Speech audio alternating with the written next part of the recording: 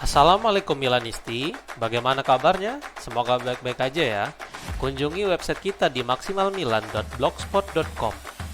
Jangan lupa subscribe dan nyalakan lonceng notifikasi untuk terus mendapatkan berita terbaru seputar AC Milan, khusus Milanisti.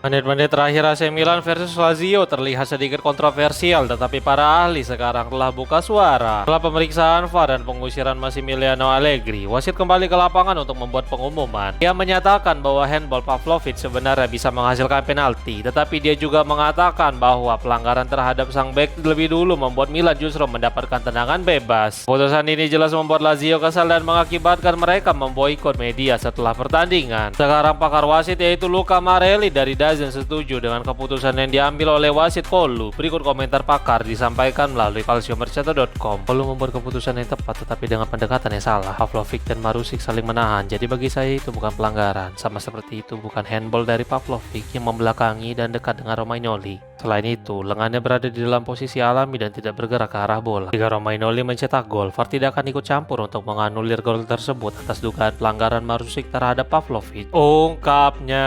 Di sisi lain, Denis dari Errori Arbitrali juga menyatakan hal yang senada. Berikut komentarnya. Pendapatku, itu bukan pelanggaran menyerang, tetapi itu juga bukan handball yang dapat diberi hukuman. Tembakan jarak dekat, pemain hampir tidak menghadap bola tanpa mau digerakkan ke arah bola. Aspek ke arah mana bola jika tidak terkena sentuhan itu hanya berperan ketika menilai sanksi disipliner atau yang berpotensi mendapatkan kartu. Saya akan membiarkannya dan melanjutkan dengan tendangan sudut untuk Lazio. Tulisnya. Kalau menurut Mimin sih setelah nonton tayangan ulang, sebenarnya ada sedikit gerakan dari tangan Pavlovic yang bisa aja berpotensi penalti. Tapi kalau menurut kalian gimana? Tulis komentarnya di bawah ya.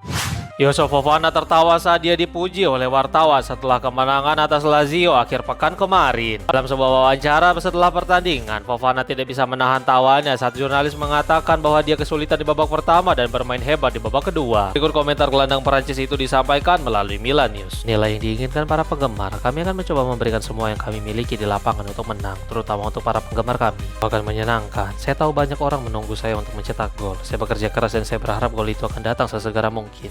Saya tahu, pelatih juga mengatakan hal itu kepada saya dan saya mengatakan itu pada diri saya sendiri. Saya meluangkan waktu untuk masuk ke dalam permainan, tetapi jika kami kebobolan dalam 15 menit pertama karena saya harus masuk ke dalam ritme, itu tidak baik. Saya juga perlu memperbaiki diri, tetapi itu tidak mudah karena itu adalah bagian dari saya. Saya seperti itu juga dalam kehidupan normal. Kita akan membicarakan Scudetto pada bulan Mei. Ungkapnya. Penampilan Youssouf Fofana saat melawan Lazio cukup mencuri perhatian, terutama aksi konyolnya setelah soloran. Pada babak kedua saat melawan Lazio, Fofana mengambil keputusan untuk menggiring bola seorang diri seperti yang biasa dilakukan oleh Theo Hernandez. Dia berlari dari kotak penalti Milan hingga ke depan gawang Lazio seorang diri sembari rekan satu timnya membuka ruang. Sampai di depan gawang, Fofana bersiap melakukan tembakan namun bolanya justru mengenai kaki kirinya terlebih dahulu sehingga bergerak ke arah lain dan Fofana malah menendang angin. Berikut aksi keren sekaligus kocak dari sang gelandang.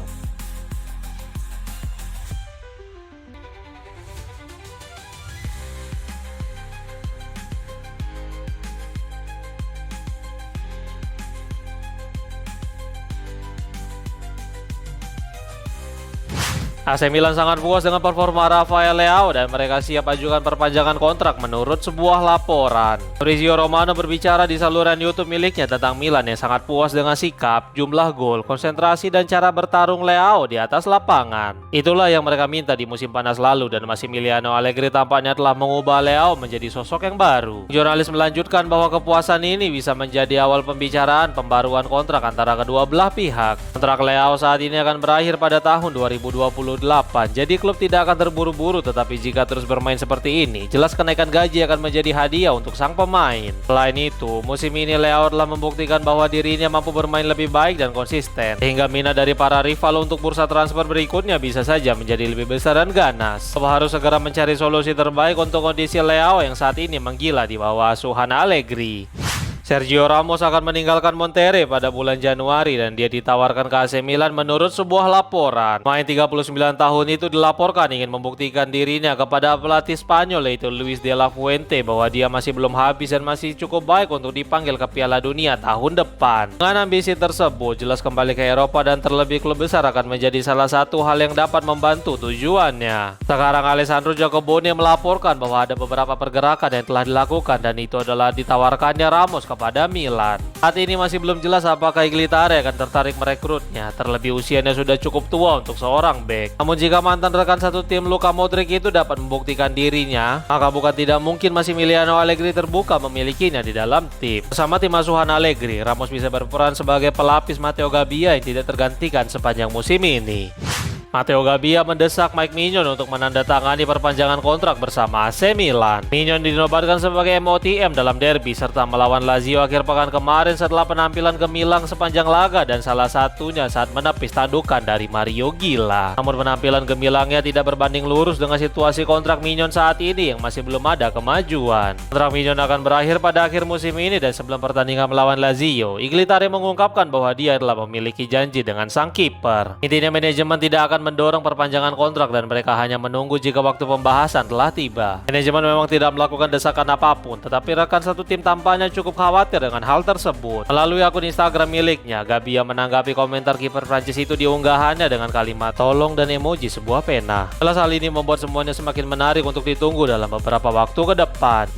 AC Milan Primavera harus menelan pil pahit setelah kekalahan memalukan dari Inter kemarin siang. Benar ini pertandingan yang cukup seimbang secara keseluruhan dengan kedua belah pihak sama-sama memiliki peluang. Namun Inter yang lebih klinis pun keluar sebagai pemenang pada pertandingan kali ini melalui 2 gol yang mereka ciptakan. Gol pertama yang terjadi pada menit ke-19 ketika Jamal Idrissow yang mengeksekusi tendangan bebas dengan sempurna. Tampil baik dan memiliki beberapa peluang, tetapi tidak benar-benar mengancam yang membuat 20 menit berikutnya Rossoneri belum mampu menyamakan kedudukan. Jelang berakhirnya pertandingan, tepatnya pada menit ke-89, Inter menyegel kemenangan melalui Matias Mancuso yang mengeksekusi umpan silang dengan sempurna. Bagi Giovanni Reyna dan anak asuhnya, jelas itu merupakan kekalahan mengecewakan, tetapi mereka harus segera bangkit karena Hellas Verona sudah menunggu mereka.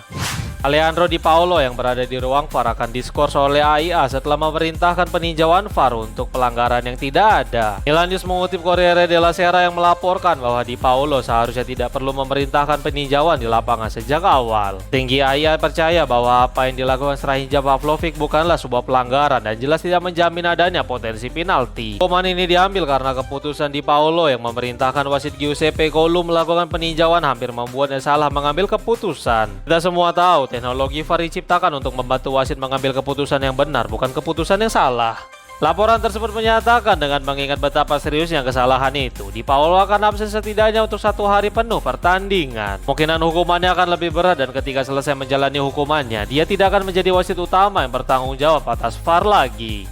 Massimiliano Allegri menerima kartu merah akhir pekan kemarin sehingga Marco Landucci akan menggantikannya di pinggir lapangan. Landucci sekali lagi akan menggantikan Allegri di pinggir lapangan untuk mendampingi para pemain utama AC Milan. Ini adalah kesekian kalinya bagi Landucci menggantikan sang pelatih, pertama melawan Bari di Coppa Italia, kemudian melawan Udinese di Serie A, dan yang terakhir melawan Lecce di Coppa Italia. Allegri melewatkan pertandingan Coppa Italia karena larangan 2 pertandingan sebelumnya yang dia terima saat bersama Juventus. Sementara pertandingan Udinese dia harus absen karena menerima kartu merah saat pertandingan melawan Bologna. Kabar baiknya, Milan selalu menang dalam 3 pertandingan tersebut saat Landucci berada di pinggir lapangan, mulai dari skor 2-0 melawan Bari, 3-0 melawan Udinese, dan 3-0 melawan Lecce. Dengan kata lain, Landucci memiliki rekor fantastis sebagai manajer sementara Rossoneri.